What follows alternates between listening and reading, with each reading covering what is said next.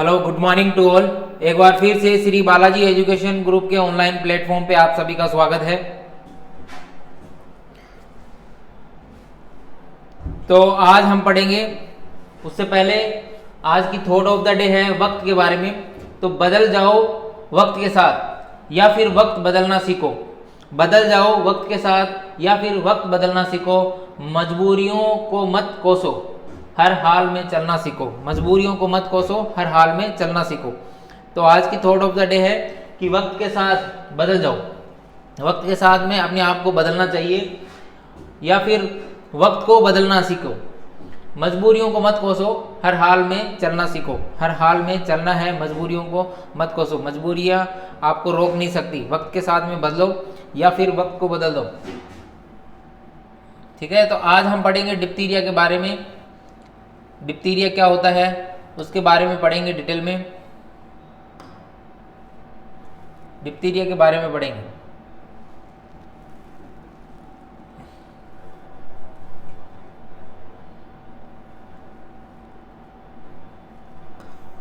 तो डिप्थीरिया के बारे में पढ़ेंगे आज।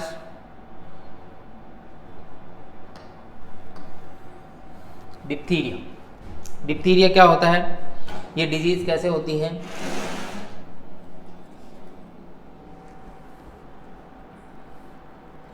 सबसे पहले डिप्थीरिया को हिंदी में क्या कहते हैं। डिप्थीरिया को हिंदी में कहते हैं रोहिणी कहते हैं।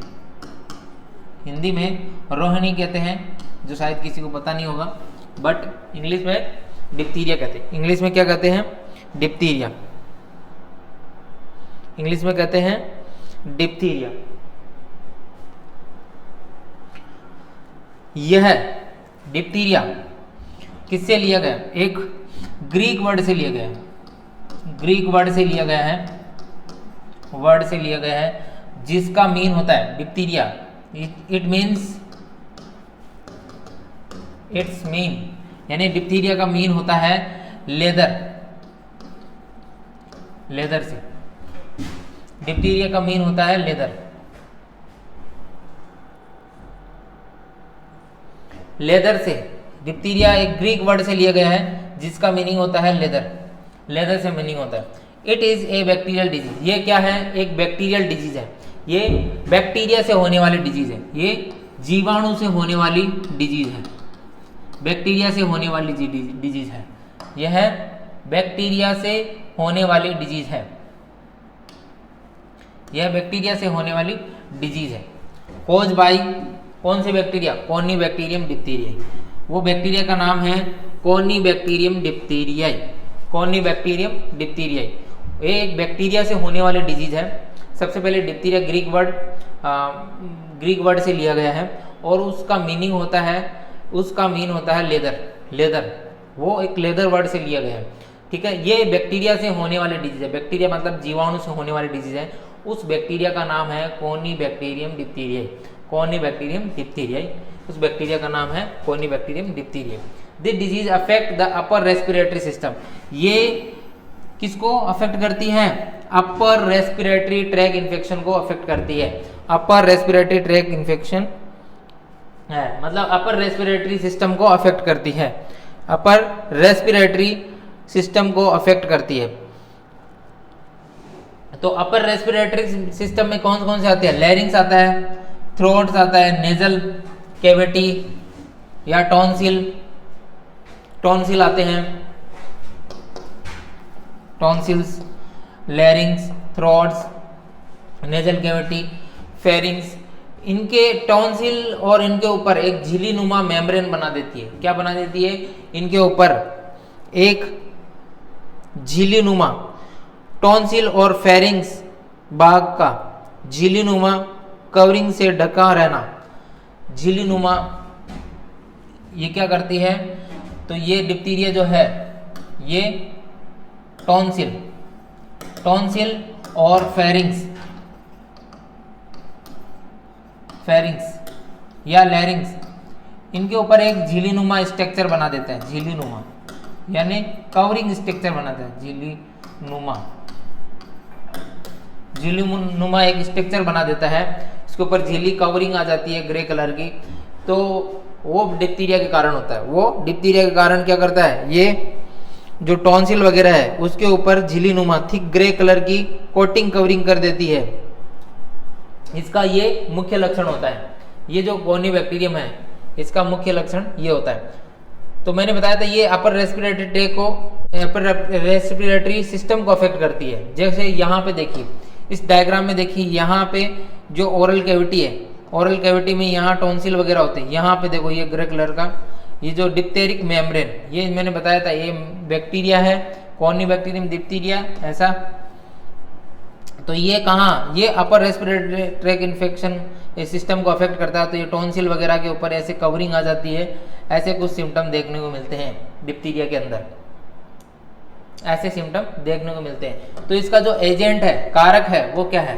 अगर पूछे कि कोनिबैक्टीरियम डिप्थीरिया का एजेंट क्या है, कारक क्या है, तो ये कोनिबैक्टीरियम डिप्थीरिया है। डिप्थीरिया का कारक क्या होता है? जो बैक्टीरिया है, जो जीवाणु है, वो क्या है?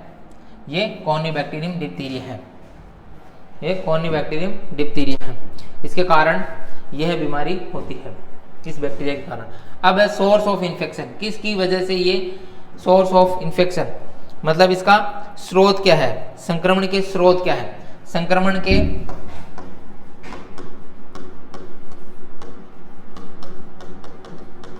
स्रोत, इसका हिंदी मीनिंग होता है संक्रमण के स्रोत, सोर्स ऑफ इन्फेक्शन। तो क्या हो सकता है सोर्स ऑफ इन्फेक्शन? तो infected child himself it's source of disease. जो इन्फेक्टेड चाइल्ड है, जो बच्चा है जिसे डिप्थीरिया हो चुका है, वो खुद इसका सोर्स है, वो एक दूसरे में यह बीमारी फैला सकता है। तो infected child himself is the source of disease and all article related him to carries of the disease. इससे रिलेटेड जो आर्टिकल्स होते हैं, इससे जो रिलेटेड आर्टिकल बच्चे के, इन्फेक्टेड बच्चे के जो भी आर्टिकल है, मतलब आर्टिकल का मतलब हो गया यहाँ टॉय, क्लोथ्स, कपड़े या कुछ उसके जो वो इंस्ट्रूमेंट यूज करता है, मतलब वो जो उसकी चीज़ें हैं। यहाँ आर्टिकल्स का मतलब है वो जो चीज़ें हैं जिनको इन्फेक्टेड बच्चा यूज करता है, उसके द्वारा दूसरे बच्चे में फैल सकते हैं। तो बच्चा क्या यूज कर सकता है? बच्चे टॉयज वगैरह बच्चे खेलते हैं, खिलौने वगैरह से खेलते हैं, या फिर बच्चों के कपड़े होते हैं, तो उनकी वजह से ये फैल सकता है। या फिर उनके हाथ जो गंदे हो चुके हैं, डर्टी हैंड्स हैं, उनकी द्वारा भी एक दूसरे में फैल सकता है। तो इन्फेक्टेड बच्चे are carries of disease, toys, clothes, dirty hands. ये डर्टी हैंड्स, क्लॉथ्स, टॉयज, इनके द्वारा फैल सकता है। तो as this disease is found in children up to 2 to 5 year. ये ज़्यादातर किस में देखने को मिलती है? 2 से 5 साल के बच्चों में यह बीमारी ज़्यादा देखने को मिलती है। ये जो बीमारी है 2 से 5 साल के बच्चों में ज़्यादा देखने को मिलती है। इसके बाद में नेक्स्ट है आपके method of transmission. Method of transmission,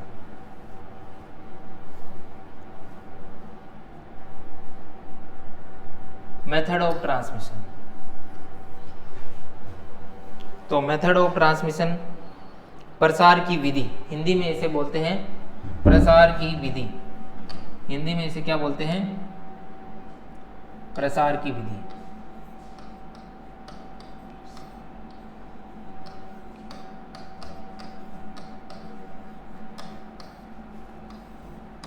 Hindi में इसे बोलते हैं प्रसार की विधि। तो इसके अंदर इट इज मेनली ट्रांसमिटेड, कैसे फैल सकता है? Mainly transmitted by droplet infection. किसके द्वारा फैलता है? तो ये ड्रॉपलेट इन्फेक्शन के द्वारा फैलता है। वेरी इंपॉर्टेंट, जो डिप्थीरिया है वो किसके द्वारा फैलता है? ड्रॉपलेट इन्फेक्शन के द्वारा फैलता है। एक व्यक्ति में दूसरे व्यक्ति से ड्रॉपलेट इन्फेक्शन के द्वारा फैलता है। तो ड्रॉपलेट इन्फेक्शन कैसे फैलता है? खांसने से, छींकने से, वे उसके अंदर जो ड्रॉप निकलते हैं, छोटे छोटे जो ड्रॉप निकलते हैं, उसके द्वारा एक व्यक्ति से दूसरे व्यक्ति में फैल जाता है। तो सबसे जो प्रसार की विधि है उसमें पहला जो है इन्फेक्शन फैलाने का वो है droplet infection. Droplet infection affected to other child by sneezing and coughing. Sneezing का मतलब होता है छींकना, कफिंग का मतलब होता है खांसना। छींकना और खांसना, तो छींकने और खांसने से, स्नीजिंग से, कफिंग से क्या छोटे छोटे जो ड्रॉप निकलते हैं बॉडी से, जो खांसने और छींकने से जो छोटे छोटे ड्रॉप निकलते हैं उसके द्वारा दूसरे व्यक्ति को ये क्या कर देता है, इन्फेक्टेड कर देता है। उसके बाद में ये इन्फेक्टेड टॉयज के द्वारा, जो अभी मैंने पहले बताया था कि इन्फेक्टेड टॉयज खांसने छींकने पे वो क्या करते हैं बच्चे, इन्फेक्टेड टॉयज को क्या कर देते हैं, इन्फेक्टेड कर देते हैं, उनके ऊपर ही छींक देते हैं, तो उनके जो पार्टिकल्स है वो उनके टॉयज वगैरह पे रह सकते हैं।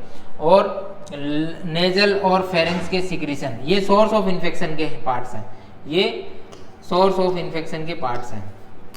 तो उसके जो नेजल नाक से जो सिक्रीशन निकलते हैं, फेरिंग से जो सिक्रीशन निकलते हैं, उनकी वजह से ये फैल सकता है। उसके बाद में जो इंट्यूबेशन पीरियड है, इसका इंट्यूबेशन पीरियड होता है 2 से 5 दिन। इसका जो इंट्यूबेशन पीरियड होता है वो कितना होता है, 2 से 5 दिन इसका इंट्यूबेशन पीरियड होता है, 2 से 5 दिन। ये इंटर कैसे करता है, तो ये बॉडी में इंटर करता है अपर, जो मैंने बताया था अपर रेस्पिरेटरी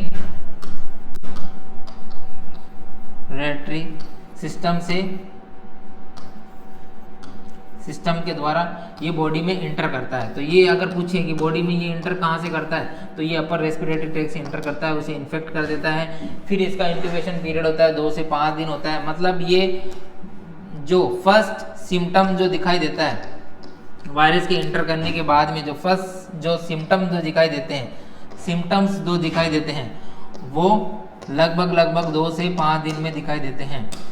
जो बॉडी में कोई भी पैथोजन या बैक्टीरिया एंटर करने के बाद में जो फर्स्ट सिम्टम दिखाई देते हैं उसके बीच का जो पीरियड होता है वो कहलाता है इंक्यूबेशन पीरियड कहलाता है। तो ये कम से कम 2 से 5 दिन का होता है, 2 से 5 दिन का होता है। ये कितने दिन का होता है, 2 से 5 दिन का होता है।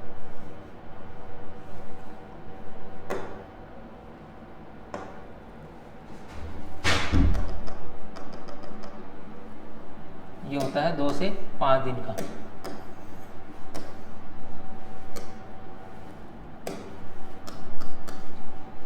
अब अपन पढ़ेंगे एक चीज और पढ़ेंगे अपन,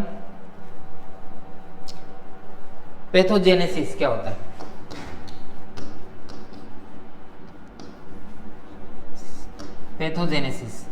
पैथोजेनेसिस इसकी पैथोफिजियोलॉजी क्या है, इसकी पैथोफिजियोलॉजी क्या है, इसकी जो पैथोफिजियोलॉजी है वो क्या है, इसकी पैथोफिजियोलॉजी क्या है, पैथोजेनेसिस।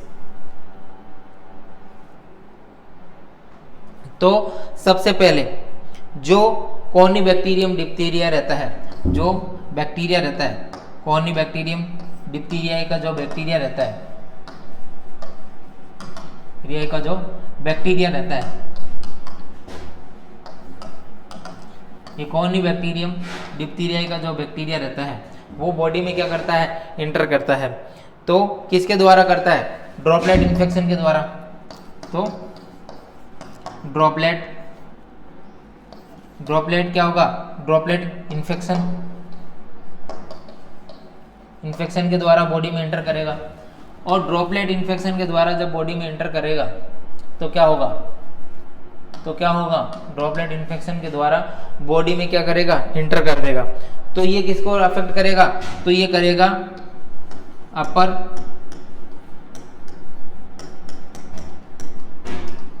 अपर रेस्पिरेटरी सिस्टम को अफेक्ट करेगा। तो अपर रेस्पिरेटरी सिस्टम में कौन से आते हैं, टॉन्सिल वगैरह आते हैं, टॉन्सिल आते हैं, लैरिंग्स आते हैं, फेरिंग्स आता है, तो ये या ओरल कैविटी आती है। तो ये अपर रेस्पिरेटरी सिस्टम को अफेक्ट करेंगे। तो जो ऊपर के भाग है उसमें क्या होगा, जो बैक्टीरिया होगा वो बैक्टीरिया है वो किस में इंटर कर जाएगा, बैक्टीरिया ब्लड में, और किस में इंटर कर जाएगा, लिम्फ में इंटर कर जाएगा। बैक्टीरिया क्या करेगा, ब्लड में और लिम्फ में इंटर कर जाएगा, प्रवेश कर जाएगा। तो क्या होगा, टॉक्सिन का सिक्रीशन होगा। तो उसके कारण क्या होगा, टॉक्सिन का सिक्रीशन होगा, टॉक्सिन का क्या होगा, सिक्रेशन, टॉक्सिन का सिक्रेशन होगा, टॉक्सिन का सिक्रेशन होगा। तो टॉक्सिन का सिक्रेशन होने के कारण क्या होगा, इन्फ्लामेटरी रिएक्शन हो जाएगी। टॉक्सिन का सिक्रेशन होने के कारण क्या होगा, इन्फ्लामेटरी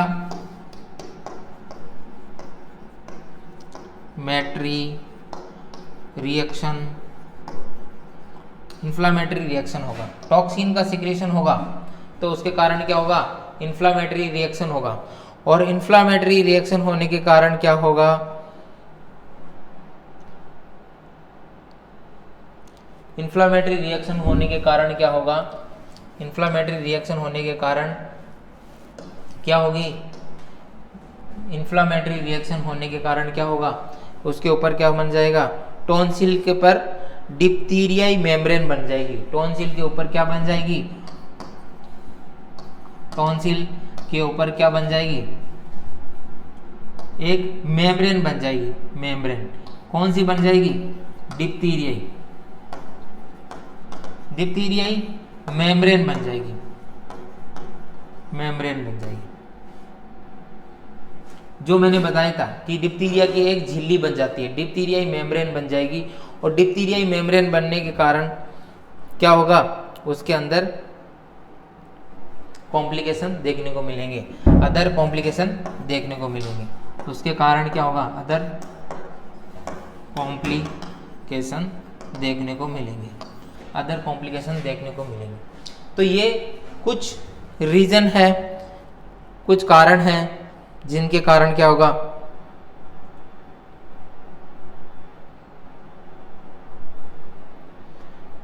टॉन्सिल इसमें अफेक्ट होता है। तो ये एक पैथोजेनेसिस है। पैथोजेनेसिस का मतलब है कि वापस थोड़ा सा समझा देता हूँ कि सबसे पहले क्या होगा, जो बैक्टीरिया है, पैथोजेनेसिस के अंदर क्या होता है, जो बैक्टीरिया है वो बॉडी के अंदर एंटर करता है।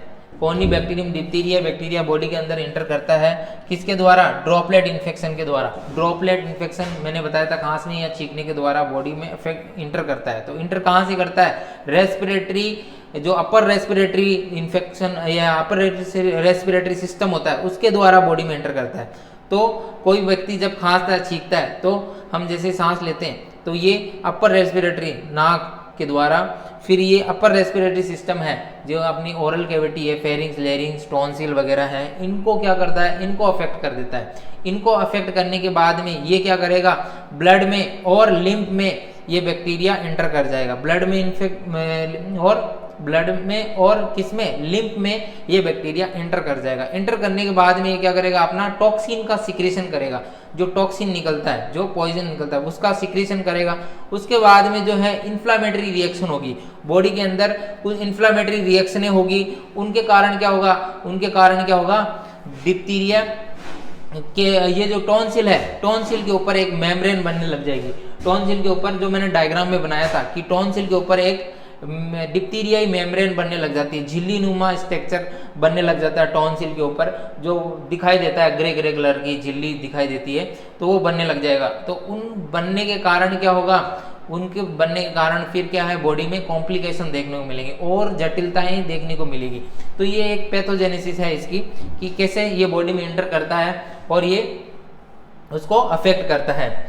तो कैसे ये बॉडी में एंटर करता है और ये अफेक्ट करता है। तो ये अदर कॉम्प्लिकेशन देखने को मिलते हैं। टॉन्सिल के ऊपर क्या हो जाती है, डिप्थीरियाई मेम्ब्रेन बन जाती है, डिप्थीरियाई मेम्ब्रेन बन जाती है, जिसके कारण ये कुछ देखने को मिलता है। इसमें क्या है, पैचेस दिखाई देते हैं। ये जो थ्रोट है वहां पे पैचेस दिखाई देते हैं, पैचेज।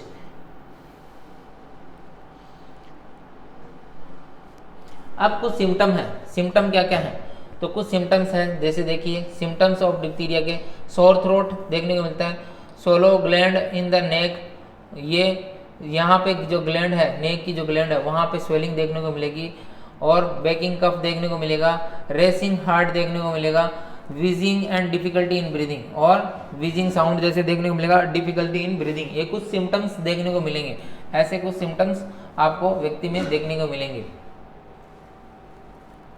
अब और कुछ सिम्टम्स पढ़ लेते हैं। लक्षण, क्लिनिकल फीचर्स का मतलब ही होता है सिम्टम यानी लक्षण से है। क्लिनिकल फीचर्स का मतलब यहाँ लक्षण सिम्टम से है।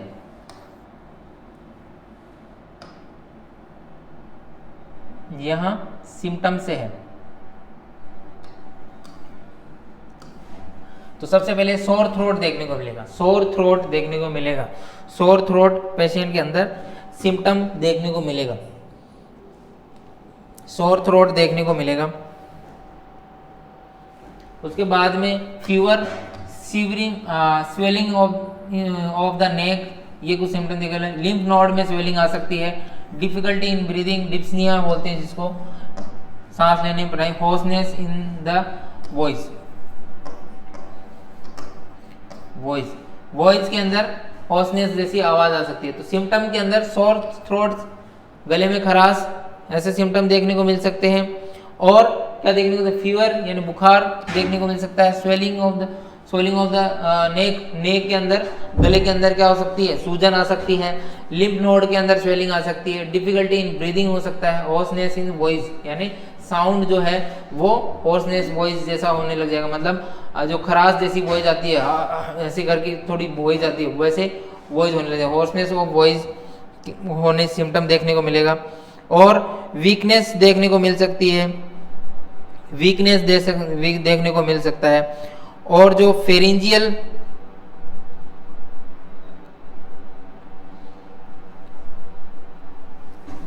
और क्या सिम्टम देखने को मिलेंगे, तो और जो सिम्टम है उसके अंदर टॉन्सिल का क्या होगा, एनलार्जमेंट हो सकता है। तो टॉन्सिल है, टॉन्सिल है, उनके अंदर उनकी जो एनलार्जमेंट देखने को मिल सकता है, एनलार्जमेंट देखने को मिल सकता है, यानी स्वेलिंग हो जाना। टॉन्सिल के अंदर स्वेलिंग देखने को मिल सकती है, एनलार्जमेंट देखने को मिल सकता है टॉन्सिल के अंदर। और टेकिकार्डिया देखने को मिल सकता है, टेकिकार्डिया देखने को मिल सकता है। टेकिकार्डिया मतलब होता है हार्ट रेट का ज्यादा हो जाना, कार्डिया देखने को मिल सकता है मतलब इंक्रीज HR, हार्ट रेट का ज्यादा हो जाना, हार्ट रेट का ज्यादा हो जाना, ये कुछ सिम्टम देखने को मिल सकता है। ओरोफेरिंजियल स्यूडोमेम्ब्रेन, ये एक सिम्टम है। ओरोफेरिंजियल, ओरोफेरिंजियल क्या देखने को मिलेगा, ओरोफेरिंजियल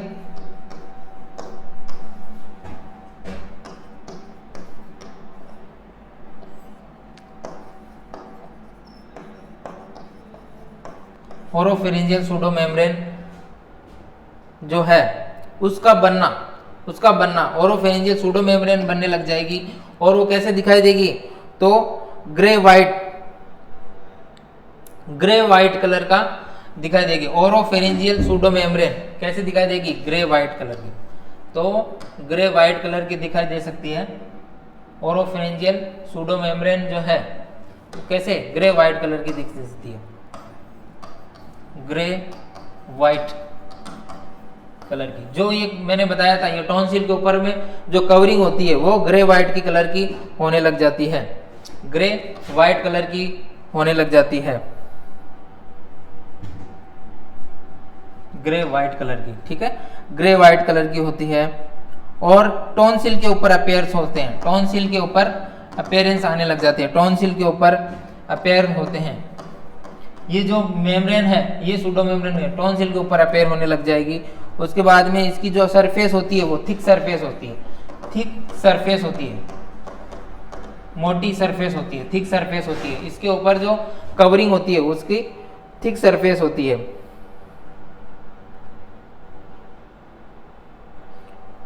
और सलाइवेशन कंटिन्यू हो सकता है, कुछ ऐसे सिम्टम आ सकते हैं जिसके अंदर सलाइवेशन कंटिन्यू आ सकता है, सलाइवेशन कंटिन्यू आ सकता है, ये कुछ सिम्टम आएंगे। उसके बाद में है type of diphtheria. Type of diphtheria 3 type के होते हैं, nasal diphtheria, pharyngo tonsillar diphtheria, larynx diphtheria. तो सबसे पहला है नेजल डिप्थीरिया। नेजल डिप्थीरिया के अंदर जो नेजल कैविटी अफेक्ट होती है, नेजल डिप्थीरिया इसका नाम इसलिए पड़ा कि नेजल कैविटी इसके अंदर क्या होती है, इसके अंदर नेजल कैविटी है वो अफेक्ट होती है, इसलिए इसका नाम नेजल कैविटी इसमें अफेक्ट होती है, इसलिए इसका नाम नेजल डिप्थीरिया पढ़ा। उसके बाद में फेरिंग और टॉन्सिलर डिप्थीरिया, इसके अंदर क्या होगा, फेरिंग्स और टॉन्सिलर अफेक्ट होंगे, इसलिए इसका नाम फेरिंगो टॉन्सिलर पड़ा। उसके बाद में लेरिंगो ट्रेकियल, इसमें लेरिंग्स और ट्रेकिया इन्वॉल्व है, इसलिए ये लेरिंगो टॉन्सिलर डिप्थीरिया पड़ा।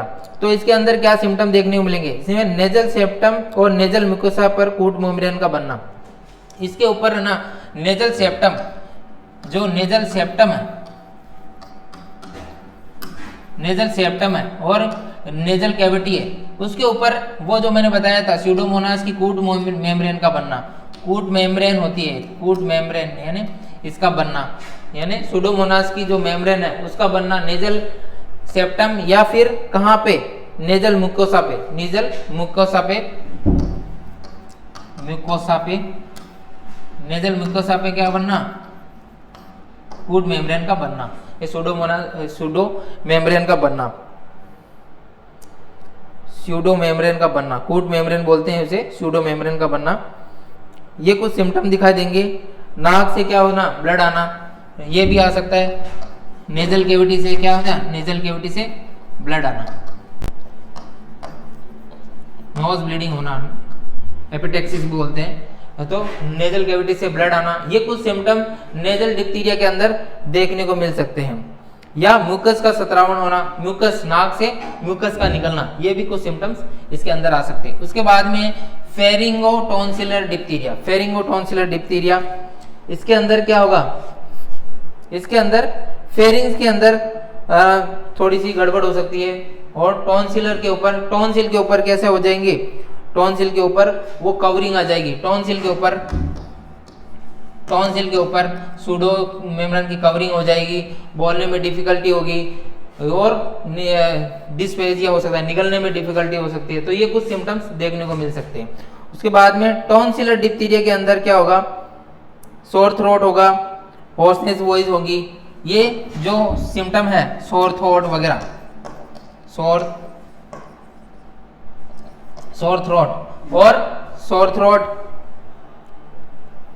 थ्रोट और होर्सनेस ऑफ वॉइस और कफिंग, खांसी, ये कुछ सिम्टम्स हैं, ये आएंगे लेरिंगो ट्रेकियल के अंदर। खांसी आना, सोर थ्रोट होना और वॉइस का चेंज हो जाना, ये लेरिंगेल्स इसके अंदर आएगा, क्योंकि ये लेरिंग्स अगर अफेक्ट हो गया तो वहाँ पे होगा। और फेरिंग्स के अंदर निकलने में डिफिकल्टी होना और यहाँ पे टॉन्सिल के ऊपर जो कवरिंग है ग्रे की वो मेम्ब्रेन आने लग जाएगी और ये कुछ सिम्टम्स इसके अंदर दिखाई देंगे। तो ये अलग अलग टाइप के हैं, तो इनके नाम के अकॉर्डिंग पढ़ा कि जिसमें फेरिंग्स इन्वॉल्व रहता है, इसलिए फेरिंगो टॉन्सिलर डिप्थीरिया, इसमें फेरिंग्स और टॉन्सिल इन्वॉल्व रहते हैं। लेरिंगो टॉन्सिलर, इसमें लेरिंग्स और ट्रेकिया जो है इन्वॉल्व रहता है, इसमें नेजल कैविटी इन्वॉल्व रहती है, इसलिए इसके अकॉर्डिंग अलग अलग सिम्टम आएंगे, उससे पता लगा सकते हैं। उसके बाद में है डायग्नोसिस टेस्ट। डायग्नोसिस टेस्ट क्या होता है, यानी उसका पता लगाना, डायग्नोस करना, उसके अंदर पता लगाना। तो अगर डिप्थीरिया को अगर ट्रीट नहीं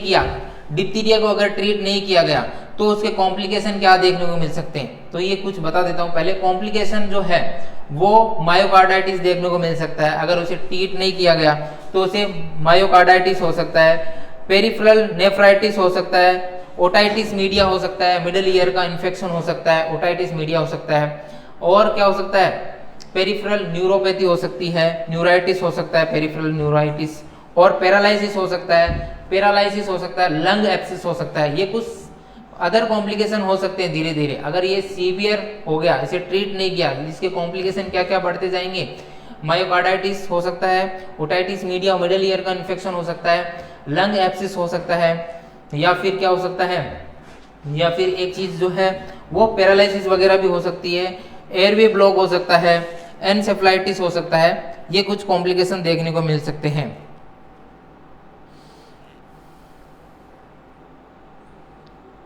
ये कुछ कॉम्प्लिकेशन देखने को मिल सकते हैं। इसके बाद में है इन्वेस्टिगेशन, यानी जांच करना, पता लगाना, डायग्नोस करना।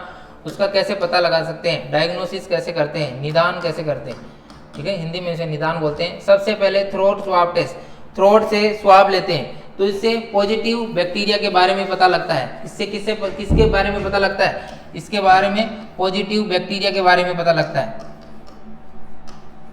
बैक्टीरिया इसमें पॉजिटिव है कि नहीं है। ठीक है, स्वाब टेस्ट करते हैं जिसके द्वारा हम पता लगा सकते हैं कि बैक्टीरिया इसके अंदर इन्वॉल्व है कि नहीं है। उसके बाद में अपन करते हैं ब्लड टेस्ट, यानी रक्त का टेस्ट करते हैं, ब्लड टेस्ट करते हैं। इसके अंदर अपन देखते हैं WBC देखते हैं, और WBC में क्या करेंगे, WBC की संख्या क्या हो जाएगी, बढ़ जाएगी। जो WBC की संख्या है, नंबर ऑफ WBC है,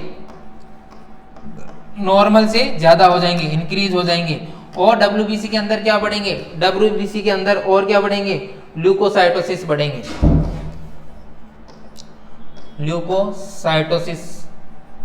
ल्यूकोसाइटोसिस बढ़ेंगे। ल्यूकोसाइट्स की संख्या बढ़ जाएगी, मतलब ल्यूकोसाइटोसिस हो जाएगा, ल्यूकोसाइट्स की संख्या बढ़ जाएगी। इसके बाद में यूरिन में जो टेस्ट करते हैं, यूरिन के अंदर जो टेस्ट करते हैं उसमें एल्बुमिन की संख्या बढ़ जाएगी। एल्बुमिन जो है उनकी संख्या बढ़ जाएगी। उनकी जो एल्बुमिन की संख्या क्या बढ़ेगी, एल्बुमिन यूरिन के अंदर प्रेजेंट होगा।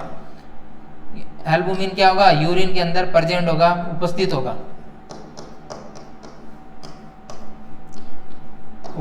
होगा, यूरिन के अंदर एल्बुमिन उपस्थित होगा। ये कुछ देखने को मिलेगा। उसके बाद में अपन क्या कर सकते हैं, एक्सरे के द्वारा पता लगा सकते हैं, एक्सरे के द्वारा हम पता लगा सकते हैं। तो उसके लंग्स में अंदर या फिर कूट मेम्ब्रेन का दिखाई देना। कौन सी मेम्ब्रेन का दिखाई देना, कूट मेम्ब्रेन। जो मैंने बताया था सूडो मेम्ब्रेन बोलते हैं उसे, कूट मेम्ब्रेन को क्या बोलते हैं, कूट मेम्ब्रेन को बोलते हैं सूडो मेम्ब्रेन। सूडो मेम्ब्रेन या कूट मेम्ब्रेन, हिंदी में बोलते हैं कूट मेम्ब्रेन। इसका दिखाई देना, एक्सरे के अंदर इसका दिखाई देना। सूडो मेम्ब्रेन को हिंदी में बोलते हैं कूट मेम्ब्रेन। तो ये मेम्ब्रेन जो टॉन्सिल के ऊपर वगैरह और लंग्स के अंदर भी दिखाई दे सकती है। उसके बाद में है सिक टेस्ट, सबसे इंपॉर्टेंट है सिक टेस्ट। सिक टेस्ट करते हैं, क्या करते हैं, सिक टेस्ट करते हैं। सिक टेस्ट के द्वारा हम पता लगा सकते हैं।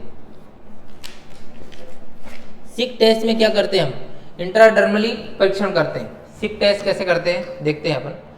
तो Schick test it is a intradermal test. ये कैसे टेस्ट किया जाता है, आईडी टेस्ट किया जाता है, इंट्राडर्मल टेस्ट किया जाता है। Which use to check the immunity of the blood against the diphtheria. Diphtheria के अंदर इसकी इम्यूनिटी को चेक किया जाता है कि उसके अंदर ये इम्यूनिटी है कि नहीं है। इसके लिए क्या करते हैं अपन, 0.2 ml सिक टॉक्सिन लेते हैं। 0.2 ml इज इंजेक्टेड इंट्राडर्मली। और कैसे देते हैं, आईडी देते हैं, इंट्राडर्मली देते हैं इनटू द फोर आर्म पे अपन इंट्राडर्मली क्या लगाते हैं, 0.2 ml की सिक टॉक्सिन की दवाई लगाते हैं। उसके बाद में अपन देखते हैं an equal amount of the same sick toxin inactivated by heat is apply on the other forearm.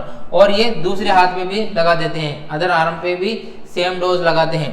और उसके ऊपर क्या कर देते हैं, एक सर्किल कर देते हैं, गोला बना देते हैं, ऐसे सर्किल बना देंगे हाथ के ऊपर। ठीक है, circle is made at the injected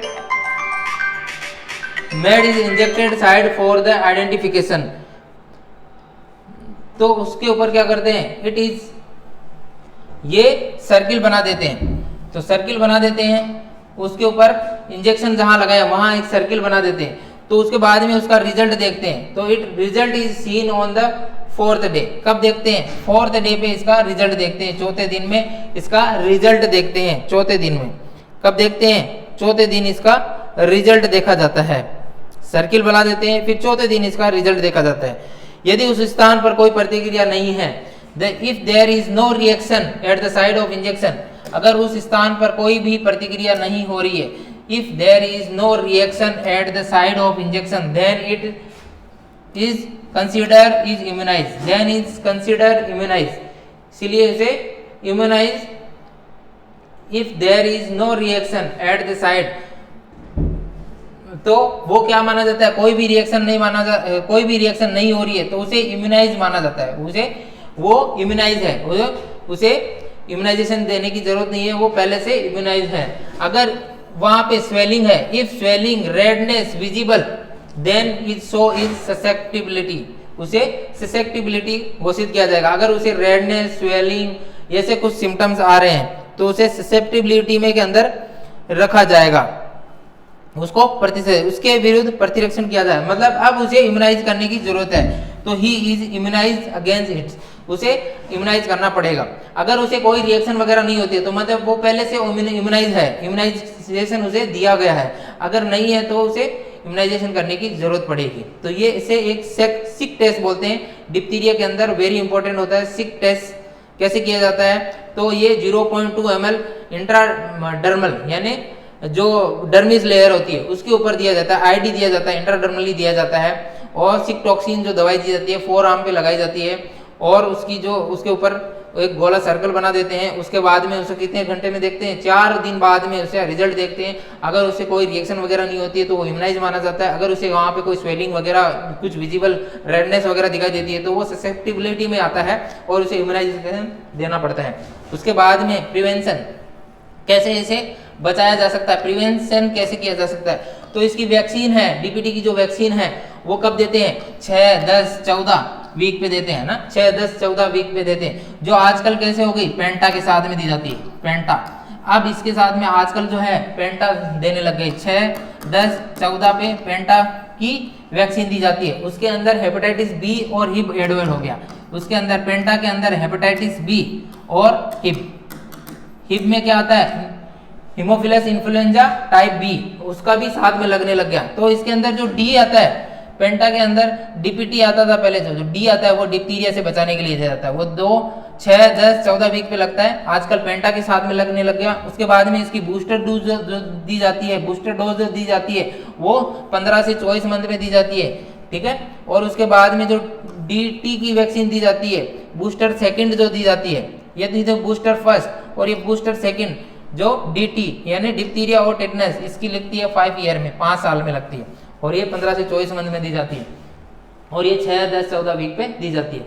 इसके बाद में ट्रीटमेंट अकॉर्डिंग टू सिम्टम किया जाता है। सिम्टम के अकॉर्डिंग अलग अलग ट्रीटमेंट किया जाता है। लक्षणों के गंभीरता के आधार पर, स्वाब की जांच के आधार पर, सिक टेस्ट के पॉजिटिव के आधार पर, सिक टेस्ट की उसकी पॉजिटिव के आधार पर और किसके आधार पर, पैथोजन या वर्लुएंस टेंस के आधार पर भी किया जाता है। तो सबसे पहले क्या करेंगे ट्रीटमेंट में, तो उसे पेशेंट को क्या करेंगे, रेस्ट प्रोवाइड, प्रॉपर रेस्ट देंगे और पेशेंट को आइसोलेशन कर देंगे, यानी सेपरेट वार्ड में, रूम में रखेंगे। आइसोलेशन मतलब एक पृथक्करण कर देंगे पेशेंट का और उसे अलग से एक रूम में रखेंगे अप टू 14 दिन। कितने दिनों के लिए, 14 दिन तक के लिए, क्योंकि ये एक दूसरे में तो ये बीमारी फैला सकते हैं। बच्चे क्या करते हैं, दूसरे बच्चों में भी फैला सकते हैं, दूसरे व्यक्ति में फैला सकते हैं, इसलिए उसे आइसोलेशन वार्ड में रखेंगे और उसके जो इंस्ट्रूमेंट हैं, टॉयज वगैरह हैं, उसको स्टरलाइज करेंगे, है ना, अच्छे से वॉश करेंगे और कपड़े वगैरह वो हैं दूसरे बच्चों से दूर रखेंगे।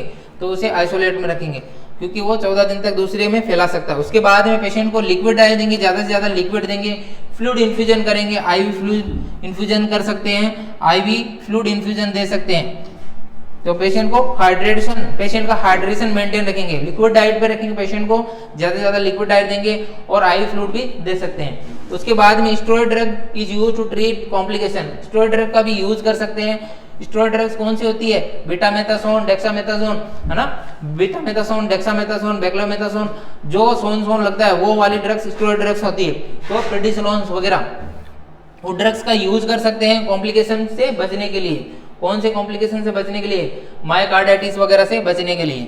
जो मैंने बताए थे कॉम्प्लिकेशन क्या क्या हो सकते हैं, ओटाइटिस मीडिया हो सकता है, मायोकार्डाइटिस हो सकता है, पेरिफेरल नेफ्राइटिस हो सकता है और क्या हो सकता है, पैरालिसिस वगैरह भी हो सकता है और लंग एब्सिस वगैरह हो सकता है। तो कुछ ऐसे कॉम्प्लिकेशन है, उनसे बचने के लिए स्टेरॉइड का भी यूज कर सकते हैं। Inhalation of the warm vapour, और वार्म वेपर का इनहेल करके भी लेरिंजियल ऑब्स्ट्रक्शन को रोक सकते हैं।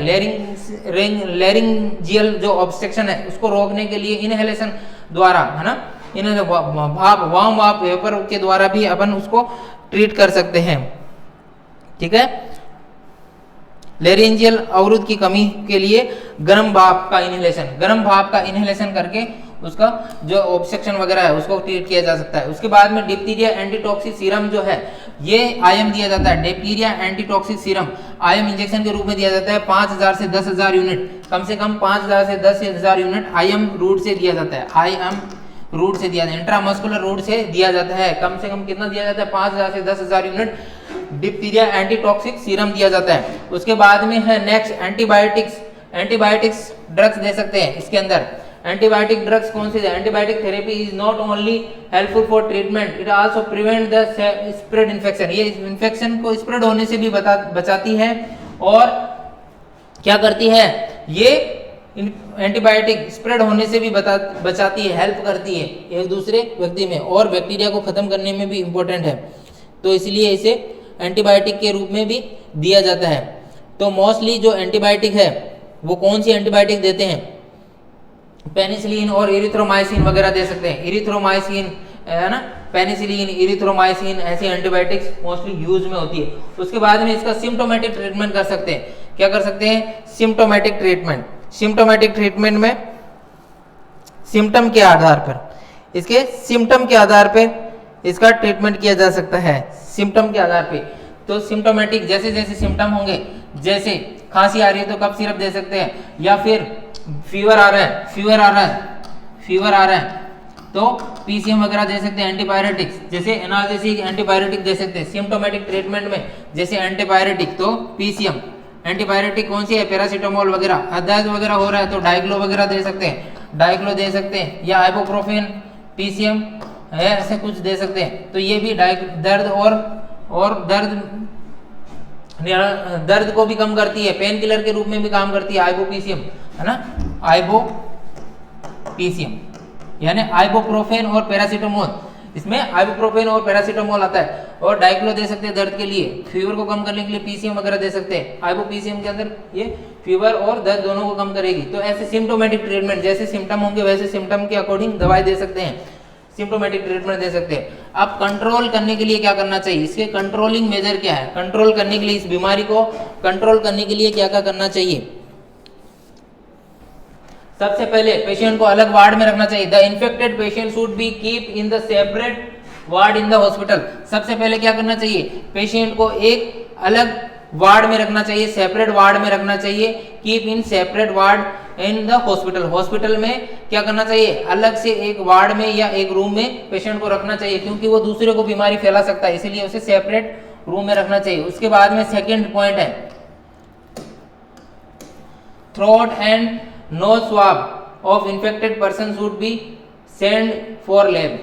जो नाक के और जो गले के स्वाब टेस्ट हैं वो लैब के अंदर भेजने चाहिए, टेस्ट के लिए लैब जांच के लिए भेजा जाना चाहिए। जो नाक से और थ्रोट से जो इन्फेक्टेड जो स्वाब होते हैं उसे लैब भेजा जाना चाहिए जांच के लिए, ठीक है। उसके बाद में the patient should be inject with the anti diphtheria serum as directed by doctor order. Doctor order के अकॉर्डिंग उसे क्या एडीएस दे सकते हैं, एंटी डिप्थीरियल सीरम, जो मैंने बताई थी 5000 से 10,000 IM दी जाती है, वो डॉक्टर के ऑर्डर के अकॉर्डिंग देते हैं। उसके बाद में नेक्स्ट है nasal and throat secretion of the patient should B disinfected properly. जो नाक के और थ्रोट के सिक्रीशंस है जो पेशेंट के, उसे क्या करना चाहिए? डिसइंफेक्ट प्रॉपर्ली, उन सिक्रीशन को डिसइंफेक्ट करना चाहिए, ठीक है। तो उनको प्रॉपर्ली तौर पे डिसइंफेक्ट करना चाहिए। उसके बाद में the nurse should be not attempt to remove the false membrane form of the patient mouth। और पेशेंट नर्स को क्या करना चाहिए? नियमित अंतराल पर माउथ केयर दी जानी चाहिए। और पेशेंट को क्या करना चाहिए? फॉल्स मेम्ब्रेन को हटाने का प्रयास नहीं करना चाहिए। जो नर्स को बोलना चाहिए कि जो फॉल्स मेम्ब्रेन बनी हुई है, जो कूट मेम्ब्रेन बनी हुई है ना, माउथ के अंदर जो मेम्ब्रेन बनी हुई थी, मैंने बताया था मेम्ब्रेन जो बनी हुई है उसे हटाने का प्रयास नहीं करना चाहिए। जो मैंने बताया था कूट मेम्ब्रेन जो बनती है उसे हटाने का प्रयास नहीं करना चाहिए, ठीक है। और उसके बाद में ओरल केयर प्रॉपर करनी चाहिए। Oral care should be provide to the patient regular interval. और ओरल केयर क्या रेगुलर इंटरवल से कंटिन्यू करते रहना चाहिए। माउथ केयर जो है वो कंटिन्यू इंटरवल से करते रहना चाहिए, क्योंकि इसमें ओरल कैविटी के अंदर भी इन्फेक्शन हो जाता है, तो उसका करना चाहिए। उसके बाद में patient should B prohibited from doing salt gargle. और साल्ट गार्गल जो है करने के लिए मना करना चाहिए। जो साल्ट गार्गल होते हैं, नमक के जो गरारे होते हैं, वो उसी के लिए मना कर देना चाहिए। साल्ट गार्गल प्रोहिबिटेड कर देना, मना करना। Patient should be given more liquid in food like juice, soup, milk etc।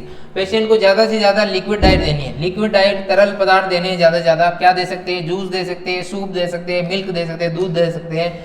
So that it become easy to swallow, वो आसानी से स्वेलो कर सकते हैं, क्योंकि गले में क्या हो जाता है, इन्फेक्शन होने की वजह से उसे निकलने में प्रॉब्लम होती है, दर्द होता है। तो इसलिए लिक्विड डाइट देनी चाहिए, तरल पदार्थ देने चाहिए जिसे वो आसानी से स्वेलो कर सके, निकल सके। तो उसके अंदर क्या हो सकता है? जूस हो सकता है, मिल्क हो सकता है, और क्या हो सकता है? सूप हो सकता है। Cold spongin should be done in case of high fever. और हाई फीवर है यानी जब बुखार ज्यादा हो जाए, हाई फीवर हो, तो उसके अंदर क्या करना चाहिए? बुखार ज्यादा हो तो पेशेंट को कोल्ड स्पंजिंग करना चाहिए। कोल्ड स्पंजिंग करके उसके फीवर को कम किया जा सकता है, ठीक है। और एंटीबायोटिक मेडिसिन भी दे सकते हैं।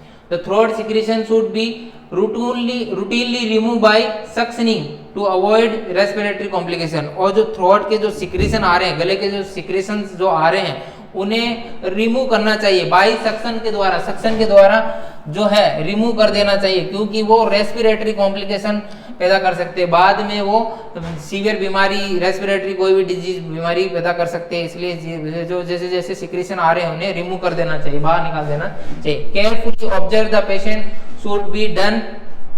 उस पेशेंट को केयरफुली ऑब्जर्व करना चाहिए। The presence of complication should be report to doctor. अगर कोई भी कॉम्प्लिकेशन पेशेंट नजर आते हैं उसे डॉक्टर को इन्फॉर्म करना चाहिए। तो उसे क्या करना चाहिए? डॉक्टर को इन्फॉर्म करना चाहिए। और कुछ सिम्टम्स या कुछ जो है उसे क्या करना चाहिए? डॉक्टर को इन्फॉर्म करना चाहिए, कॉम्प्लिकेशन वगैरह ज्यादा हो तो। और उसके बाद में कुछ जो है होम रेडिमेंट्स ऑफ डिप्थीरिया। घर पे क्या कर सकते हो? डिप्थीरिया के लिए घर पे क्या ट्रीटमेंट कर सकते हो? तो साल्ट सॉल्यूशन जो ये लौंग वगैरह है वो दे सकते हैं। उसके बाद में जो garlic oil help to cure diphtheria. Garlic oil है जो लहसुन का ऑयल वगैरह होता है, पेस्ट वगैरह होता है, गार्गलिक पेस्ट वगैरह होता है, और वो उसके डिप्थीरिया के लिए हेल्पफुल रहता है। Mixture of salt and water help to reducing diphtheria. और जो सॉल्ट और वाटर का जो मिक्सचर रहता है उसका भी वो भी डिप्थीरिया को हेल्प करता है। उसके बाद में mix of custard leaves, drumsticks leave और garlic with the lukewarm water effective remedy. और ये जो कस्टर्ड लीव्स है और ड्रम स्टिक्स लीव्स है और गार्गलिक लूक वार्म वाटर है, ये कुछ रेडीमेड यानी घर के जो ट्रीटमेंट है, घर के ट्रीटमेंट भी हैं। इन पे मैं ज़्यादा बिलीव नहीं करता हूँ, तो आप ट्रीटमेंट पे जो हॉस्पिटल का ट्रीटमेंट है वो इस पर ज़्यादा ध्यान दें। And thank you so much. Class को ज़्यादा से ज़्यादा लाइक करें।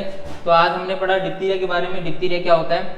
डिप्थीरिया एक रेस्पिरेटरी अपर रेस्पिरेटरी ट्रैक इन्फेक्शन सिस्टम जो है, अपर रेस्पिरेटरी ट्रैक सिस्टम है, उसको अफेक्ट करती है। जो कॉनिबैक्टीरियम डिप्थीरिया की वजह से होता है, ये कॉनिबैक्टीरियम डिप्थीरिया की वजह से होता है, जो मोस्टली बच्चों में देखने को मिलता है।